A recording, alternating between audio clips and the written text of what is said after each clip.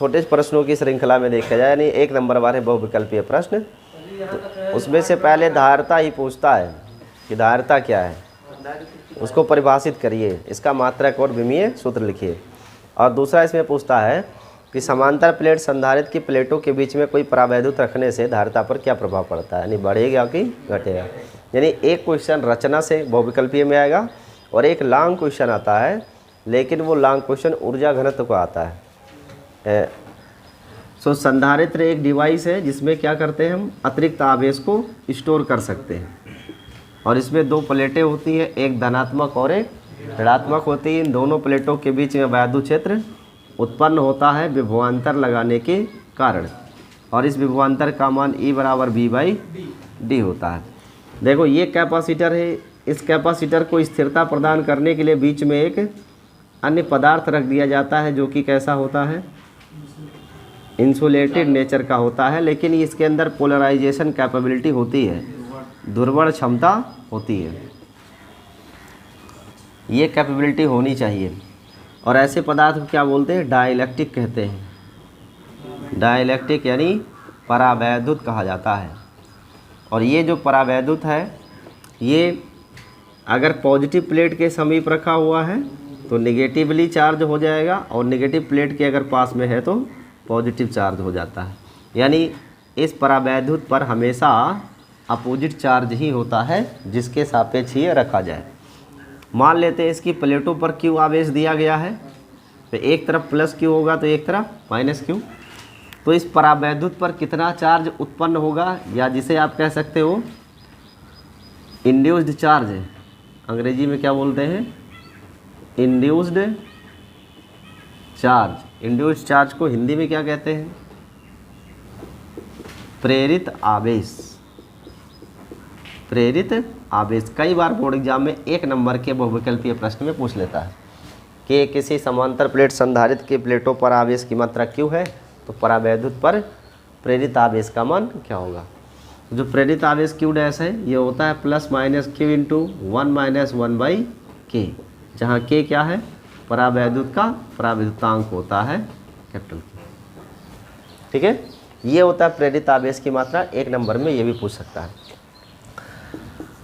और ये परावैद्युत क्यों प्रयोग करते हैं, जिससे हम संधारित्र को क्या कर सके, स्थिरता प्रदान कर सके। नहीं तो एक धन प्लेट एक ऋण प्लेट अगर बीच में कुछ नहीं होगा ना, तो वो आकर्षण बल से एक दूसरे से टच हो जाएगी और ब्लास्ट हो जाएगा। इसलिए दोनों प्लेटों के बीच में हमेशा एक पतली चादर परावैद्युत की डाल देते हैं, जिसके सिरे पर ऐसे प्लेट बनी रहे, दोनों प्लेटें कभी आपस में टच ना हो, टच होते ही ब्लास्ट हो जाएगा। दूसरा इसका काम क्या है, चार्ज स्टोर करना, यानी आवेश को संचित करना। ठीक है, आवेश को संचित करना। देखो जो कैपेसिटर है ये आवेश को संचित करता है, लेकिन हम जानते हैं कि जब कोई कॉपर वायर है, एल्युमिनियम का है, तांबे का तार हो, चाहे वो एल्युमिनियम का हो, इन तारों में अगर आप आवेश प्रवाहित करते हो तो वो आवेश इकट्ठा नहीं होता है, फ्लो होता रहता है। अगर आपको कहीं सर्किट में किसी बिंदु पर आपको अधिक आवेश चाहिए, और जैसे 10 एम्पियर का तार है, तो हम जानते हैं कि 1 एम्पियर में कितना आवेश होता है। 1 एम्पियर के लिए आवेश की वैल्यू अगर आप निकालना चाहो, Q बराबर I इंटू टी का प्रयोग करेंगे ना, तो 1 एम्पियर में Q की वैल्यू कितनी होगी, 1 गुणे 1 बराबर 1 कूलाम, क्योंकि Q बराबर क्या होता है, I इंटू टी। तो अगर किसी तार में 1 एम्पियर की धारा बह रही है तो उससे प्रति सेकंड गुजरने वाले आवेश की मात्रा कितनी होगी, 1 कूलाम। और 1 कूलाम में कितने इलेक्ट्रॉन होते हैं, 6.25 गुणे 10 की घात। इसका मतलब हुआ कि उस तार में से प्रति सेकंड इतने इलेक्ट्रॉन गुजर रहे होते हैं, यानी एक सिरे पर इतने इलेक्ट्रॉन प्रवेश करेंगे और दूसरे सिरे से उतने इलेक्ट्रॉन बाहर आ जाते हैं। ये होता है 1 एम्पियर का मतलब। ठीक है, सो कोई चालक तार जो होता है, इस चालक तार में इलेक्ट्रॉन एक तरफ से प्रवेश करते हैं और दूसरी तरफ से बाहर निकल जाते हैं, यानी ये आवेश को स्टोर करने का काम नहीं करता। कभी कभी हमें परिपथ में आवश्यकता पड़ जाती है कि यहाँ पर थोड़ा ज़्यादा आवेश हो, इस आवेश की मात्रा को बढ़ाना चाहते हैं, तब उसके लिए क्या करते हैं, सर्किट में हम कैपेसिटर को जोड़ते हैं। जहाँ पर अतिरिक्त आवेश की आवश्यकता होती है वहाँ क्या लगाते हैं, कैपेसिटर। इससे धारा का मान बढ़ जाता है। तो जो कंडेंसर होता है फैन का ना, उसमें भी इसको यूज़ करते हैं, एक्सेस ऑफ चार्ज। यहाँ तक जानकारी स्पष्ट है। इसके बाद जो क्वेश्चन एग्जाम में आता है, एक एम्पियर में कितने इलेक्ट्रॉन होते हैं वो पूछ लेता है एग्जाम में, कई बार पूछा गया है। इसके बाद है कि जो धारिता है इसका मापन कैसे करेंगे। सो धारिता को हम इंगित किससे करते हैं, सी से। बट कैसे, ज़रा ध्यान दीजिए। ये संधारित्र एक मान लो है कैपेसिटर, और ये कैपेसिटर प्रारंभ में क्या है, डिस्चार्ज है। ये कैसा कैपेसिटर है, डिस्चार्ज का मतलब अनावेशित है, यानी इस पर कोई आवेश नहीं है।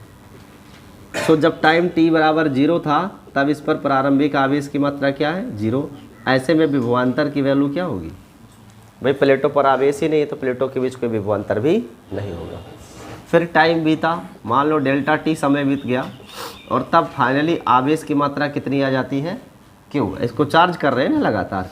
जब चार्ज करेंगे तो प्रारंभिक आवेश 0 था तो बाद में आवेश की मात्रा क्यों हो गई, तब वोल्टेज यानी विभवांतर बढ़कर हो जाता है, मान लेते हैं हम वो भी डेल्टा t से, यानी 10 सेकंड 20 सेकंड तक हमने चार्ज किया। चार्ज करने पर इस पर आवेश स्टोर हो जाएगा और तब विभवांतर उत्पन्न होगा। यहाँ से एक लाइन याद रखिएगा, जब कैपेसिटर से मैक्सिमम करंट गुजर रही होगी तब इसके लिए विभवांतर का मान क्या रहा होगा, 0, क्योंकि जब इसका वोल्टेज 0 रहेगा तब सारे इलेक्ट्रॉन इसमें से गुजर रहे होंगे, और जैसे जैसे आवेश यहाँ स्टोर होता चला जाएगा प्रवाहित होने वाली धारा का मान निरंतर कम होता जाएगा, और एक ऐसी स्थिति आएगी जब वर्क करंट की वैल्यू 0 हो जाएगी, लेकिन तब वोल्टेज का मान मैक्सिमम हो जाएगा। अर्थात एक संधारित्र में वोल्टेज और धारा के बीच में बहुत ज़्यादा विरोधाभास होता है। जब कैपेसिटर डिस्चार्ज होता है तो ज़्यादा धारा प्रवाहित होती है, और जैसे जैसे कैपेसिटर चार्ज होता जाता है उसमें से प्रवाहित होने वाले आवेश की मात्रा कम होती जाती है, और विभवांतर का मान क्या होता, लगातार बढ़ जाता है। तो धारा जब 0 होगी तो वोल्टेज का मान अधिकतम हो जाता है। यहाँ पर एक रिलेशन है कि जो आवेश Q है इसके प्रोपोर्शनल में कौन है, वोल्टेज। जैसे जैसे वोल्टेज बढ़ेगा वैसे वैसे आवेश की मात्रा इस पर क्या होगी, बढ़ती जाएगी। मैंने अभी आपको समझाया। अगर हम ये प्रोपोर्शनलिटी हटा दें तो कोई कांस्टेंट लिखना पड़ेगा, उस कांस्टेंट को क्या लिखते हैं, C। तो C का मान आ जाता है Q/V। इस C को क्या कहते हैं हम, धारिता कहते हैं। अब एग्ज़ाम में आपके कई बार पूछता है कि इस धारिता का मात्रक क्या है, तो धारिता का मात्रक क्या होगा भाई, यूनिट कूलाम पर वोल्ट होगा। अब कूलाम पर वोल्ट को फैरड कहते हैं, क्या कहते हैं, फैरड। बट ये जो फैरड है ना, ये बहुत बड़ा मात्रक है, आपको मैं पहले ही बता चुका हूँ। इतने बड़े मात्रक की जगह प्रयोग नहीं किया जाता, इसके लिए क्या यूज़ करते हैं, माइक्रो फैरड। ज़्यादातर यूज़ किया जाता है पीको फैरड। पीको मीन 10⁻12 और नैनो मीन्स 10⁻9 फैरड होता है। तो ये छोटे मात्रक हैं जिनका माइक्रो और पीको, इन्हीं का उपयोग ज़्यादातर इलेक्ट्रॉनिक सर्किट में किया जाता है। फिर इसके बाद पूछता है कि इस धारिता का विमीय सूत्र क्या है, डायमेंशनल फार्मूला ऑफ C। तो आवेश का आप विमीय सूत्र लिखेंगे Q का, और वोल्टेज को क्या लिखते हैं, W/Q। हो जाएगा Q² Q का तो 80 होता है, तो 80² हो जाएगा, और कार्य का क्या होता है, mL²T⁻²। कार्य और ऊर्जा के विमीय सूत्र समान होते हैं। अंश में आ जाएगा A²T² mL²T⁻²।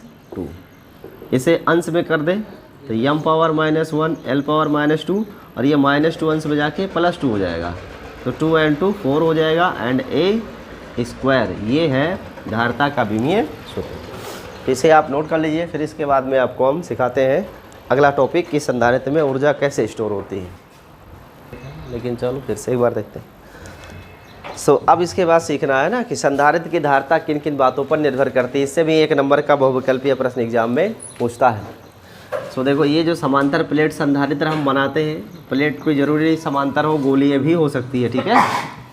अगर गोलीय होगी तो भी इसमें 2 प्लेट होगी, पॉजिटिव और नेगेटिव। समांतर प्लेट है तो भी पॉजिटिव और नेगेटिव। सिलेंड्रिकल भी हो सकती है, जैसे कि सेल आता है, सेल ऐसे ही तो होता है, तो सिलेंड्रिकल शेप में होता है, तो सिलेंड्रिकल भी हो सकता है, लेकिन इसमें भी 2 प्लेट बनेगी, पॉजिटिव और नेगेटिव। एक समांतर प्लेट संधारित्र के निर्माण में किन किन बातों को ध्यान रखना चाहिए, प्लेट का क्षेत्रफल, एरिया, प्लेटों के बीच की दूरी। दूसरा, प्लेट पर उपस्थित आवेश की मात्रा, अगर ज़्यादा मात्रा होगी तो धारिता भी ज़्यादा होगी। और इसके बीच का जो पदार्थ प्रयोग करते हैं जिसे हम परावैद्युत कहते हैं। तो एग्ज़ाम में कई बार पूछता है कि धारिता किन किन बातों पर निर्भर करती है, तो धारिता निर्भर करती है किस पर? एरिया पर। अगर एक प्लेट की चौड़ाई ज़्यादा होगी तो धारिता भी क्या होगी? ज़्यादा। यही आप जानते हो कि जो छोटी बैटरी होती है वो भी 12 वोल्ट की, बड़ी बैटरी भी 12 वोल्ट की होती है, लेकिन बड़ी बैटरी जो होती है ना वो ज़्यादा समय तक चलती है और छोटी वाली बैटरी कम समय तक। क्यों? छोटे की धारिता कम है, प्लेट का क्षेत्रफल कम होता है, धारिता कम होती है, इसलिए थोड़े समय तक वो काम करेगा। लेकिन बड़े प्लेट की जो बैटरी जो होती है ना उसकी धारिता अधिक होती है, इसलिए ज़्यादा आवेश होता है, ज़्यादा समय तक काम करता है। तो जो प्लेटों के लिए धारिता का मान है वो क्षेत्रफल के अनुक्रमानुपाती और धारिता प्लेटों के बीच की दूरी के व्युत्क्रमानुपाती। यानी अगर प्लेटें नज़दीक होंगी तो धारिता का मान ज़्यादा होगा और प्लेटें दूर दूर होंगी तो धारिता का मान घट जाएगा। और इसके बाद धारिता निर्भर करती है कि हम इन प्लेटों के बीच में कौन सा पदार्थ रखे हैं। प्लास्टिक की पन्नी यूज़ किया गया है कि अभ्रक की प्लेट उपयोग करें हैं, वो यहाँ से डिपेंड करता है। अर्थात संधारित्र की धारिता प्लेटों के बीच के माध्यम पर भी निर्भर करती है। इन तीनों तथ्यों को एक साथ लिखा जाए तो C इज प्रोपोर्शनल टू हो जाता है KA/D।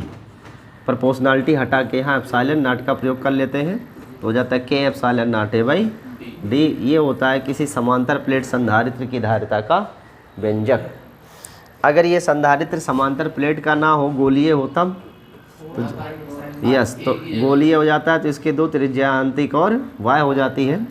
तो धारिता का मान आता है 4 पाई K epsilon not B/AB/B minus A। ये फॉर्मूला होता है जब इसके आंतरिक और y दो त्रिज्या अलग अलग दी गई हो। अगर दोनों एक मेटेलिक संधारित्र की तरह काम कर रहे हैं तो सीधा सीधा 4 पाई K epsilon naught into A लिखा जाता है, जहाँ A होता है यही expected ratio of the radius AB/A minus B। दो प्लेट तो होनी ही चाहिए तभी वो संधारित्र बनेगा, चाहे गोला कैसा भी क्यों ना हो। ठीक है, तो ये है धारिता के लिए किन किन बातों पर ये धारिता निर्भर करती है। एक टॉपिक हो गया। इसके बाद का टॉपिक आता है कि इस संधारित्र का काम क्या है? एनर्जी को स्टोर करना। तो अगर एनर्जी स्टोर करते हैं तो प्रति एकांक क्षेत्रफल में या प्रति एकांक आयतन में कितनी एनर्जी आती है, सो उसे बोलते हैं हम ऊर्जा घनत्व। ये भी बोर्ड एग्जाम का इम्पोर्टेंट टॉपिक है। और ऊर्जा घनत्व का मतलब होता है प्रति एकांक आयतन में संचित ऊर्जा। प्रति एकांक आयतन में संचित ऊर्जा। तो संचित ऊर्जा का मान कैसे निकालते हैं? हम जानते हैं संधारित्र के लिए ऊर्जा क्या होता है? हाफ CV² या हाफ Q²/V, ऐसे ही तो होता है। तो हमें यहाँ पर क्या करना है, वैल्यू कहाँ से आती है थोड़ा सा सीख लेना चाहिए कि ये कहाँ से आता है। सो हम जानते हैं कि ये जो कैपेसिटर है पहले डिस्चार्ज रहा होगा, फिर धीरे धीरे इस पर कार्य किया गया होगा बैटरी या सेल द्वारा, तो ये चार्ज हो गया होगा। तो इसमें अगर हम एवरेज वैल्यू ऑफ चार्ज लिखें तो Q पहले चार्ज क्या था? 0, बाद में चार्ज बढ़ के कितना हुआ? V/2। तो आवेश की मात्रा क्या लिखेंगे? Q/, ये औसत मान है।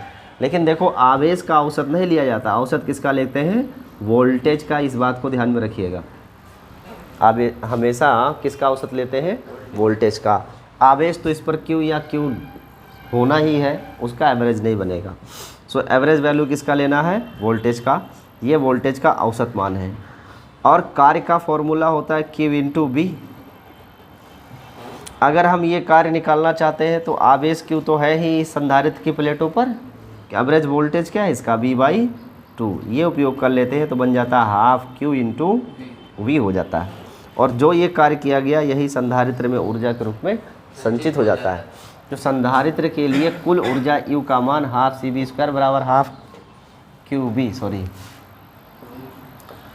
QB, ये फॉर्मूला होता है। इसमें से आप विभिन्न परिवर्तन कर सकते हो, जैसे Q बराबर CB होता है तो यहाँ से C बराबर अगर लिखना चाहो आप तो Q/B मिल जाएगा। अगर B बराबर लिखना चाहो तो Q/C मिल जाएगा। इस मान से दो और मान निकल सकते हैं और इन दोनों मानों को यहाँ रखेंगे तो एक नया मान आ जाएगा। तो अगर मैं यहाँ लिखता हूँ हाफ CV² में सी की जगह क्यू बटे वी, तब आपको क्या मिलेगा क्यू वी। और अगर बी की जगह आप लिखोगे क्यू बटा सी, अगर आप क्यू बटा सी यहाँ लिखोगे तो क्यू स्क्वायर बटे सी आएगा ना, तो सी का सी क्या होगा, एक एक सी कट जाएगा, तो ये आ जाएगा 1/2 Q square by C. So इसके फॉर्मूले 3 बनते हैं, half C B square, half Q B and half Q square by C, ये मान होता है। लेकिन एकांक आयतन की ऊर्जा अगर लिखनी है आपको, तो एकांक आयतन के लिए कैसे मान निकालेंगे? एकांक आयतन के लिए कुल ऊर्जा बटे कुल आयतन का प्रयोग करेंगे। यहाँ पर कुल ऊर्जा क्या है भाई, किसी एक टर्म को लेते हैं, जैसे कि हाफ सी बी स्क्वायर ले लिया जाए, और कुल आयतन क्या होगा, ये जो समतल प्लेटें आप देख रहे हो इसका क्षेत्रफल ए और प्लेटों के बीच की दूरी डी है, इसी को बोलते हैं आयतन ए इंटू डी। तो यहाँ पे प्रयोग कर लिया जाएगा ए इंटू डी। अब अगर ये समांतर प्लेट संधारित्र है, तो समांतर प्लेट के लिए हम जानते हैं धारिता सी बराबर क्या होती है, K epsilon naught A by D ही तो होती है। देखो समांतर प्लेट के लिए धारिता सी बराबर क्या होती है, K epsilon naught A by D होता है। तो यू का मान हो जाएगा 1/2, ये जो सी लिखा हुआ है सी को हटा के लिखेंगे के epsilon naught A by d and into b का स्क्वायर वोल्टेज है, और बटे में ए इंटू डी है। या इसे और अधिक सॉल्व कर ले, सो यू बराबर 1/2 के epsilon naught a and b square and whole is divided by a d square, यही तो आएगा भाई। या 1/2 के एप्सिलॉन नॉट ए, और ये जो बटे में ए है इससे कट जाएगा, ये ऐसे कट जाएगा, सिर्फ बचेगा 1/2 के epsilon naught into b square by d square. अब देखो बी का भी स्क्वायर लिखा है, डी का भी स्क्वायर लिखा है, तो दोनों को एक ही में लिख के होल स्क्वायर लिख सकते हैं ना ऐसे। बट आपको कुछ याद आ रहा है, ए हो जाएगा। ये जो प्लेटों के बीच की दूरी और सिरों के विभवांतर का अनुपात होता है उसे क्या कहते हैं, ई कहते हैं। ई बराबर बी बाई डी। सो यहाँ से बी बाई डी को हटा कर क्या लिखा जा सकता है, ई, तो हो जाएगा यू बराबर 1/2 के epsilon naught into E square. यही अभिष्ट व्यंजक है, एग्ज़ाम में इतना आपको करना पड़ेगा। यस, ऊर्जा घनत्व के लिए व्यंजक ऐसे ही डिराइव करते हैं और इतना ही होता है।